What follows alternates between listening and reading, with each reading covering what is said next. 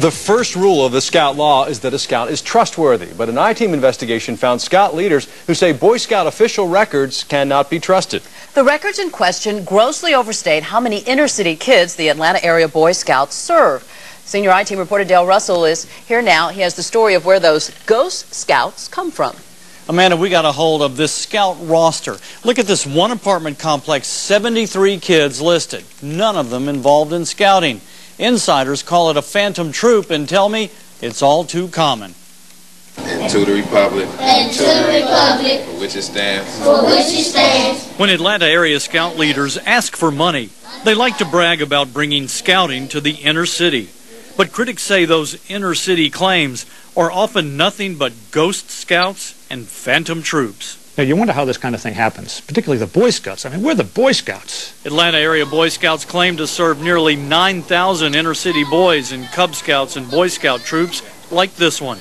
But the volunteers who work with these boys say the numbers are a gross exaggeration. If you're intentionally inflating those numbers to get money or any other type of backing for your organization, then you're basically using the people that you're saying that you're helping. The I-Team obtained a copy of the Boy Scouts roster of Atlanta's inner city Scouts. We found wide disparities between the number of Boy Scouts on paper and the number of Boy Scouts actually involved in scouting. Like at Towns Elementary. On paper, 134 kids listed in the Scout troop.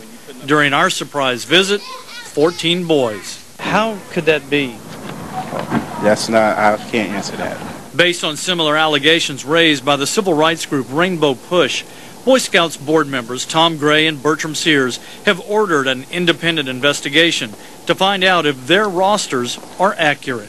This independent review is intended to lead us in making sure that everything we say is accurate, that everything we do is as excellent as possible.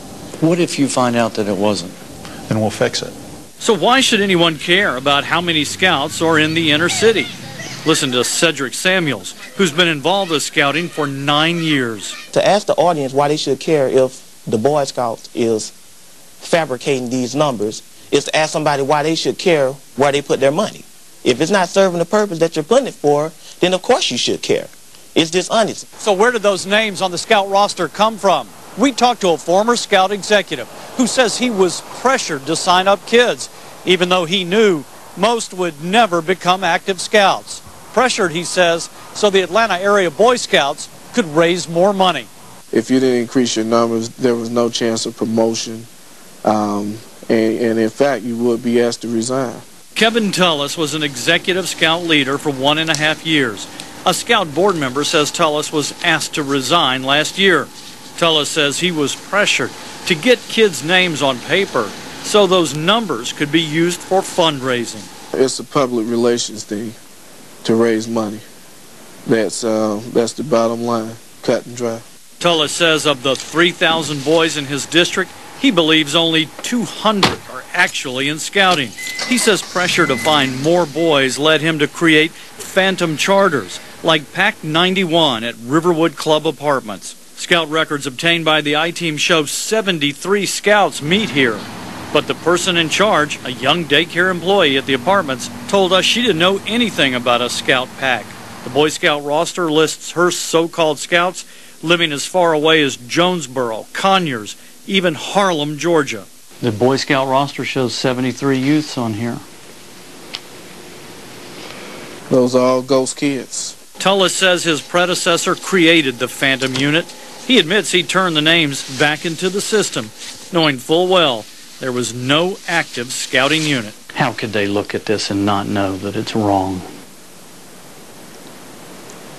If nobody is watching, or if no one ever comes forward, the story will never come to light. So how do they get these names? Tullis told us a common method was to hand out flyers like this one. It simply says, "My son has permission to join the Boy Scouts." On the back it tells parents to come to a future meeting with their child to help him sign up for scouting.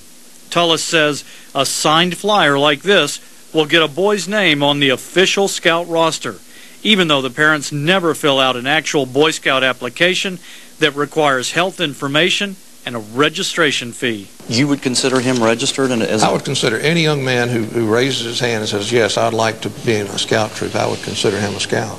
Whether he signs Form A or Form B, I think is impertinent. And to get those signatures, the Scouts sometimes use the promise of a free Braves ticket. No Braves ticket. No Braves ticket, no nothing.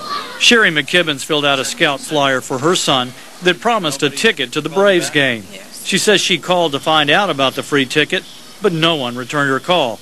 And no one ever set up a Scout troop at her neighborhood elementary school. What do you make of that? I don't know. I thought it was a gimmick. I will bet if you looked on your rosters that this child is a Boy Scout. I'd imagine you're probably right. Never been to anything in his life.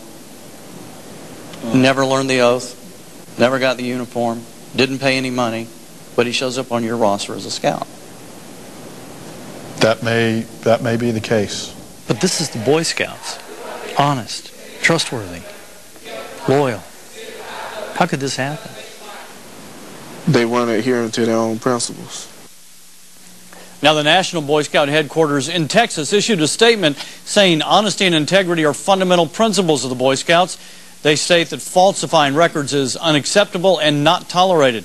National headquarters says it is confident that the Atlanta Area Council will do what it takes to ensure the integrity of its membership rolls. Russ? All right, well, you mentioned the national headquarters. Is there any indication this is happening anywhere else in the country? It's not only happening elsewhere in the country, it has happened historically in this organization since the 70s, according to my research. Right now, federal investigation in Birmingham, very same issue. Lawsuit in South Carolina, very same issue. We tracked very same issue being investigated in Dallas in the 90s, Chicago in the 70s, other cities throughout the country. This is an issue that the national headquarters of the Boy Scouts is fully aware of. And it was surprising to all the people that we talked to inside of this organization as to how it can continue to keep cropping up. Well, now the heat is on. The heat is on. Dale, thanks. New at 6, the #1 attorney in the state has been asked to look at what's been going on. Hyundai has 2 award-winning SUVs, including the...